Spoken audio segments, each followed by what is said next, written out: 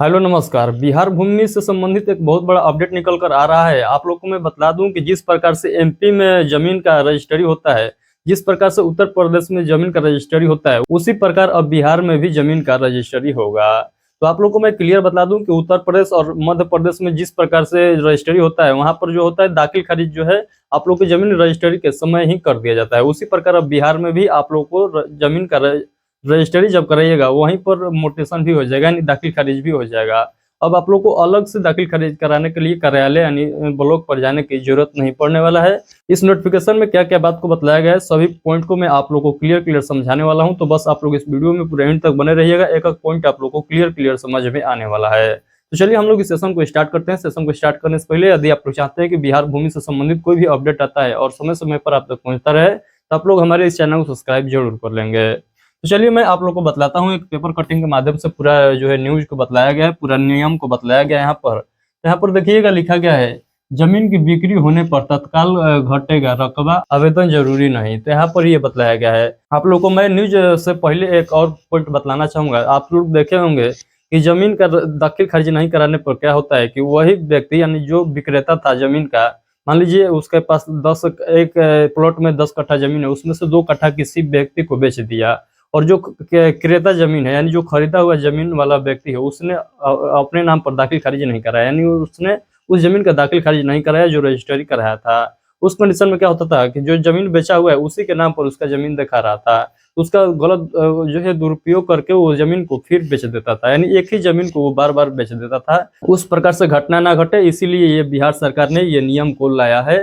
यानी जिस प्रकार से एमपी और यूपी में नियम चलता है वही नियम अब बिहार में भी चलने वाला है। यानी जब आप लोग जमीन बेचिएगा उसी समय आपके नाम से जमीन कटकर जो किनने वाला व्यक्ति है उसके नाम पर जमीन ऐड हो जाएगा। अलग से कहने का मतलब कि अलग से दाखिल खारिज कराने की कोई जरूरत अब पड़ने वाला नहीं है। तो चलिए हम लोग इस न्यूज कटिंग को पूरा बेहतरीन तरीके से समझते हैं। तो यहाँ पर देखिएगा लिखा गया है, राज्य में जमीन की खरीद बिक्री होने पर अब विक्रेता के हिस्से का रकबा तत्काल घटेगा। जमाबंदी के लिए खरीदार को अलग से अंचल कार्यालय में आवेदन की जरूरत नहीं होगी। जमीन की रजिस्ट्री होते ही जमीन के लिए ऑनलाइन आवेदन अंचल कार्यालय को जाएगा, जहां विक्रेता के रकबा को घटाकर नई जमाबंदी कायम की जाएगी। खरीदार निबंधन कार्यालय या अंचल कार्यालय कहीं से भी जमाबंदी का कागजात ले सकेगा। उत्तर प्रदेश मध्य प्रदेश की तरह बिहार में भी 2 विभागों के समन्वय से नई व्यवस्था लागू की जा रही है। इसके लिए मद्य निषेध उत्पाद एवं निबंधन विभाग और राजस्व एवं भूमि सुधार विभाग के सॉफ्टवेयर को जोड़ा जा रहा है। निबंधन विभाग के अधिकारियों के मुताबिक पहले चरण में पायलट प्रोजेक्ट के तहत पटना जिले के सप्तचक व फतुहा और मुजफ्फरपुर जिले के सकरा निबंधन कार्यालय में रजिस्ट्री के साथ ऑनलाइन जमाबंदी की सुविधा लागू की जाएगी। अन्य रजिस्ट्री कार्यालय में भी लागू होगी। मंत्री रत्नेश सदा ने अधिकारियों को नई व्यवस्था जल्द लागू करने का निर्देश दिया है। यहाँ पर देख सकते हैं 2-4 जो है यहाँ पर स्थान का नाम बताया है जहाँ पर ये नियम जो है वर्तमान में लागू होने जा रहा है। वहाँ पर सक्सेस हो जाएगा ये नियम तो पूरे बिहार भर में लागू कर दिया जाएगा। तो यही अब आप लोगों को नया जमीन का रजिस्ट्री कराने जा रहे हैं, यानी अभी लागू नहीं है, ये यहाँ पर जो है सक्सेस हो जाएगा तो पूरे बिहार में लागू हो जाएगा। तो ये जहाँ 3-4 स्थान का जो नाम जिक्र किया गया है, फतुहा, यहाँ पर मुजफ्फरपुर, तो यहाँ पर जो है अभी लागू होने जा रहा है। वहाँ पर ये सक्सेसफुल हो जाएगा तो पूरा बिहार भर में इसको लागू कर दिया जाएगा। तो अब क्या होगा कि रजिस्टर कराने जाइएगा तो अब अलग से आप लोग को मोटेशन कराने की जरूरत नहीं है। उसी समय जो विक्रेता है उसके नाम से कट के जमीन जो क्रेता है उसके नाम पर ऐड हो जाएगा। तो इस प्रकार से जो है अब होने वाला है जमीन का रजिस्ट्री। यहाँ पर देखिए नई व्यवस्था क्यों जरूरी है, तो यहाँ पर ये पॉइंट को भी समझिएगा क्योंकि ये बहुत महत्वपूर्ण है।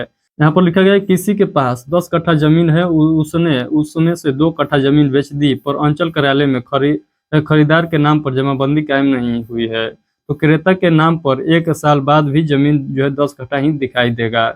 इसी जमीन को वह किसी दूसरे को दोबारा बेच सकता है। नए खरीदार अंचल कार्यालय से विक्रेता के जमीन का वास्तविक जो है जानकारी हासिल भी नहीं कर सकता, इसीलिए नई व्यवस्था जरूरी है। यहाँ पर जो पूरा पॉइंट बताया गया है, यानी जो नए क्रेता है वो अंचल से किसी व्यक्ति का जो है क्या नहीं प्राप्त कर सकता है, तो यहाँ से जमाबंदी वो उसका प्राप्त नहीं कर सकता है, यानी नहीं पता चलेगा कि वो व्यक्ति जो है और पहले जो है और किसी को बेचा हुआ है। तो इसी को ध्यान में रखते हुए ये सरकार ने नया नियम लाया है। तो आई होप कि आप लोग को ये नियम के बारे में पूरा समझ में आ चुका है। आप लोग को इंतजार करना है, पूरा बिहार भर में लागू हो जाएगा तो मैं आप लोग को सूचित भी कर दूंगा।